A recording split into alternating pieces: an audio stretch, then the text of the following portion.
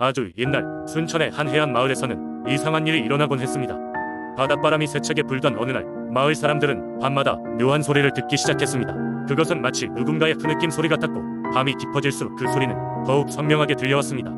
마을 어귀에 자리한 오래된 느티나무 아래에서 소리의 근원이 시작된다는 소문이 퍼졌고, 그 뜬 소문은 점점 사람들의 두려움을 키웠습니다.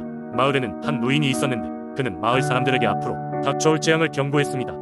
노인은 자신이 어렸던 시절 그 느티나무 아래서 침묵을 지키던 한 여인이 갑자기 사라졌다고 말했습니다. 그녀의 이름은 영이었고, 그녀는 단 한 번도 자신의 이야기를 아무에게도 밝히지 않았습니다. 자신의 정체를 숨기고 지낸 영희는 사실 불운했던 과거를 가지고 있었습니다. 그녀는 마을 북쪽에 위치한 작은 집에서 살고 있었는데, 부모님이 깊은 빚더미에 앉아 그 집을 저당 잡히게 되었습니다. 어느 비 내리는 날, 그녀의 부모는 더 이상 미래를 버틸 수 없는 빚쟁이들에게 붙잡혀 어디론가 끌려가 버렸고, 그 이후로는 생사를 알 수 없었습니다. 그날 이후 영희는 홀로 남아 사람들의 눈을 피하며 수수께끼 같은 생을 이어갔습니다. 그러던 어느 날, 마을에는 하얀 옷을 입은 낯선 남자가 찾아왔고, 그 역시 영희와 같은 이유로 마을에 머물면서 서로의 존재를 의지하게 되었습니다. 그러나 행복도 잠시, 어느 여름밤 그 남자도 사라지고 말았습니다. 이후 영희는 다시 혼자가 되었고, 결국 느티나무 아래로 자주 향하게 되었습니다. 그녀는 눈물로 그곳을 적시며 자주 하늘을 올려다보곤 했습니다. 그런 그녀에게 마을 사람들은 차츰 수 없는 불길함과 의문을 품게 되었고, 급기야 어떤 사람들은 그녀가 저주를 받은 거실한 기이한 소문을 퍼뜨리기도 했습니다. 압박감 속에서 홀연히 사라진 그녀는 결국 죽어서도 그 느티나무의 영혼으로 남아있게 되었다는 이야기가 전해졌습니다. 세월이 흘러도 마을 사람들이 그녀의 흐느낌 소리를 듣는 일은 계속되었고, 노인은 사람들에게 말했습니다. 느티나무 밑에 있는 땅 속에는 여전히 풀지 못한 한의 정수가 남아있으며, 영혼이 자유로워지기 전까지 마을의 진정한 평화는 돌아오지 않을 것이라고 믿었습니다. 이후로도 그 이야기와 그 흐느낌은 긴 세월 동안 전해져 내려왔고, 마을 사람들은 그 느티나무 아래의 꽃과 먹이를 바쳐 그녀의 영혼을 달래고자 했습니다. 오늘날에도 순천의 해안 마을을 방문하는 사람들은 그 오래된 느티나무 아래 서속삭이는 바람 소리를 들으며 잊혀진 영희의 이야기를 상기합니다. 해가 지고 달빛이 떠오르면 어떤 이는 여전히 미묘한 흐느낌을 들었다고, 누군가는 하얀 그림자가 나무 주위를 맴도는 것을 목격했다고 합니다. 그들은 이 오래된 이야기가 언제까지나 마을을 지켜보는 것이라 믿습니다. 두 번째 이야기. 아주 오래전 논산의 한 작은 마을에 전해 내려오는 전설이 있다. 이 마을은 산과 강이 어우러진 아름다운 경관으로 유명했지만, 더욱 특별한 이유는 바로 황금비늘 용의 이야기 때문이었다. 이 지역의 중심에는 푸른 물길을 만드는 크고 작은 강들이 존재했는데, 그중 하나는 용천이라 불렸다. 용천의 물은 항상 맑고 차가워 마을 사람들의 중요한 생명줄이었다. 여름이 되면 아이들은 이곳에서 수영을 하고, 어른들은 강가에서 휴식을 취하는 것이 일상이었다. 하지만 매년 봄이 되면 강 근처에서 기이한 일이 벌어지곤 했다. 바로 강바닥에서 황금 비늘을 가진 거대한 용이 올라와 춤을 춘다는 소문이었는데, 이 용은 모든 생명을 보호하는 신비로운 힘을 가졌다고 전해졌다. 전설에 따르면 이 황금 비늘용은 지역의 수호신으로 매년 초봄에 나타나 하늘을 향해 물을 뿜으며 풍년을 기원한다고 했다. 사람들은 이를 경외하며 용이 나타나는 날을 마을의 축제로 삼아 크게 기념하곤 했다. 축제는 용천 강가에서 시작되었다. 마을 사람들은 용이 좋아한다는 온갖 음식을 마련하고, 용의 춤을 본받아 노래와 춤을 추며 강과 하늘에 감사의 뜻을 전했다. 마을의 장로들은 용의 전설에 대해 아이들에게 이야기를 들려주며 자연과의 조화를 가르쳤다. 이날 마을은 희망과 기쁨으로 가득 찼고, 마을 밖에서도 이 축제를 보고자 많은 사람들이 찾아왔으며, 축제는 매년 점점 더 성대해졌다. 그러나 한 해 언젠가부터 용이 나타나지 않았다. 마을 사람들은 처음에는 날씨 탓이라며 애써 무시했지만, 몇 년이 지나도록 용은 모습을 드러내지 않았다. 그 결과로 마을에는 가뭄이 들고, 사람들은 용이 떠난 이유를 찾기 위해 회의를 열었다. 흥미로운 것은 용이 마지막으로 등장했던 해강 근처에서 개발이 시작되었고, 점점 환경이 변하고 있다는 것이었다. 장로들은 자연의 변화를 경고하며 용이 다시 돌아오게 하기 위해 마을 사람들이 자연을 보호하는 행동을 실천해야 한다고 말했다. 그들은 함께 강을 정화하고 나무를 심으며 강 주변의 개발을 멈추기로 했다. 몇 년이 지나도록 용은 여전히 나타나지 않았지만, 마을 사람들은 자연과의 약속을 잊지 않고 공동체로서 환경을 지켜나갔다. 그리고 어느 해 봄, 마을 사람들이 다시 축제를 준비할 때 드디어 용이 나타났다. 사람들은 눈을 의심했지만 온몸에 황금 비늘을 번쩍이며 하늘을 향해 물을 뿜어대는 거대한 용은 분명 그 전설상의 존재였다. 마을 사람들은 더 뜨겁게 축제를 열었고, 이후로는 매년 용천 강변은 변함없이 맑고 청명한 물길을 제공했다. 이 이야기는 수호신이란 단어에 담긴 책임과 자연과의 조화라는 주제를 전하며 논산의 마을 사람들에게 환경보호의 중요성을 일깨워주었다. 오늘날에도 논산의 주민들은 황금 비늘용의 전설을 기억하며 자연의 경이로움과 감사함을 되새기고 있다. 세 번째 이야기.